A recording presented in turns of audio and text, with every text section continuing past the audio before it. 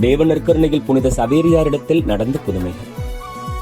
கிழக்கிந்திய நாடுகளின் அப்போஸ்தலரான புனித சவேரியார் தேவ நற்கருணையின் பேரில் மகா பக்தியாயிருந்தார்.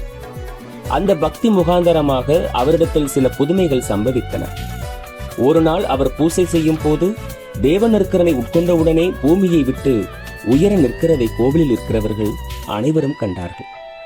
அவர் மக்களுக்கு தேவ நற்கருணை கொடுக்கிற போது மற்ற குருக்களைப் போல் நிற்காமல் தேவ நற்கருணைக்கு சங்கையாக முழங்காலிலே நின்று மக்களுக்கு தேவ நற்கருணை கொடுப்பார்.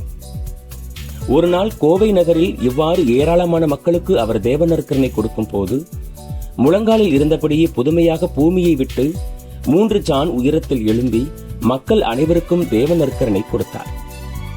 கிறிஸ்தவர்களே, சிலர் தேவ நற்கருணையை வாங்கியவுடனே சற்று நேரமாகிலும் முழங்காலில் இராமல் 2 நிமிடத்தில் அமர்ந்து கொள்கிறார்கள்.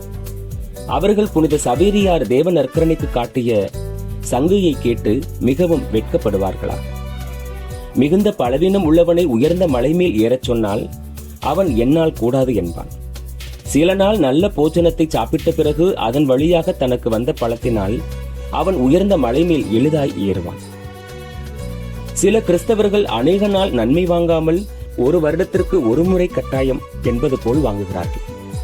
அவர்களுடைய ஆத்துமம் பலவீனம் உள்ளதாக இருக்கும்.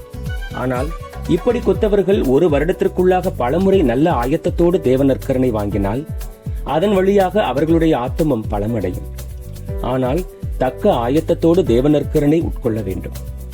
அஜீரணம் உள்ளவன் நல்ல சாப்பாடு சாப்பிட்டாலும் பலன் வராது. இந்த குறை அவனுடைய வியாதி வழியாக வருகிறதே அல்லாமல் போசனத்தினால் அல்ல. அவ்வண்ணமே தக்க ஆயத்தமின்றி நன்மை வாங்குகிறவர்களுடைய ஆத்துமத்துக்கு தேவ நற்கருணையினால் நன்மை விளையப் போவதில்லை.